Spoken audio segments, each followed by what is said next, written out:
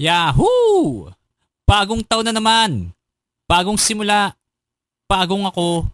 At bagong siya. Wow! Bagong ribbon! At bagong simula para tanggalin ang mga bisyo at gawing healthy ang katawan. Kasama na doon ang pag-exercise at pag-workout. Pero aminin na natin na hindi madali itong sinasabi ko. Yung pagbibihis pa lang at pagre-ready para mag-jogging sa umaga napakahirap ng gawin, 'di ba? Umamin ka. Kasi nawawala yung isang pares ng medyas ko eh.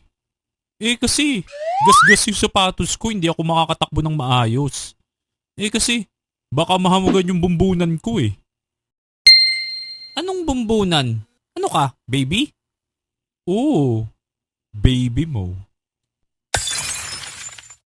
Uy, tol. Oy, walang ganyan. Huwag mo na sapakin. Pre, awat na. Bumanat lang naman pre. Awat na. Huwag mong personalin. Ang dami na naman nating reason, 'di ba? Hindi naman ako magpapaka-impokrito. Ganyan rin ako. Maraming reason, maraming ebas. Mahirap rin kasing disiplinahin yung sarili sa pag-workout. Kayo nga hindi nag-workout eh. Nandito ako, umiibig sa'yo, kahit na nagdurugo ang puso.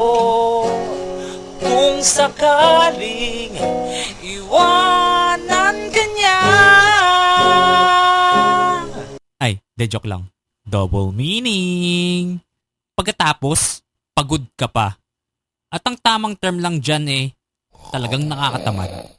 Yung unang experience ko talaga na mag-workout ay nung college ako noon. May video na pinakita sa akin yung kuya ko na tungkol sa workout. Tapos susundan mo lang yun kung anong ginagawa nila sa video. Di naman need ng sobrang mahal na equipment. Ang pagkakaalala ko, dumbbell lang tsaka matang kailangan mo dun.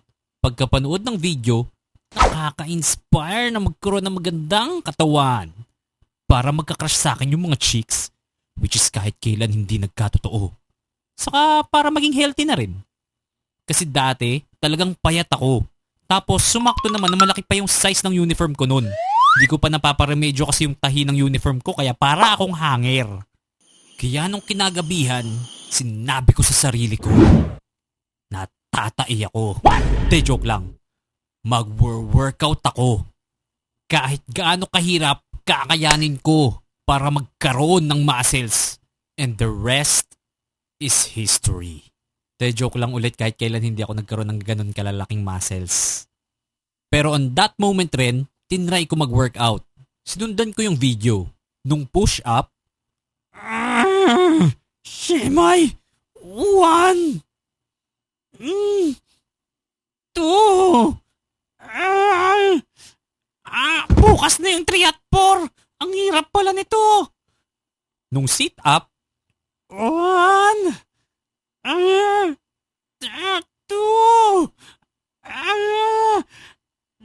3.5!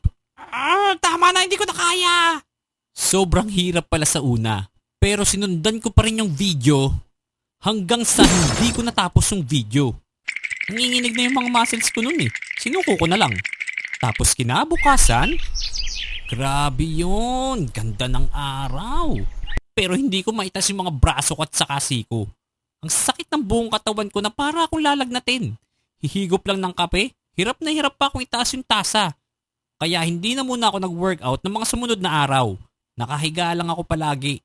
Kasi bakasyon naman ng mga panahon na yun sa school At naisip ko, grabe ang hirap pala ng pagdadaanan para magkaroon ng magandang katawan.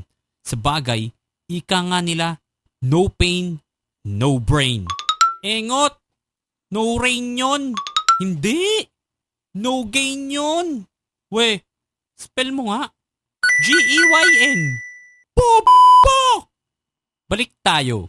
Mahirap ang pagdadaanan para magkaroon ng puro muscles na katawan. Kaya nga hanggang ngayon wala ako ng ganong katawan Masarap kasing kumain men. Pero wag pa rin nating kalimutan ang magandang epekto ng exercise. Kaya kahit papaano ay maglaan tayo ng oras sa pagpapapawis. So hanggang dito na lang muna yung video ko. Maraming salamat sa panonood. Happy New Year guys! Please like and subscribe. Tagay pa! Happy New Year!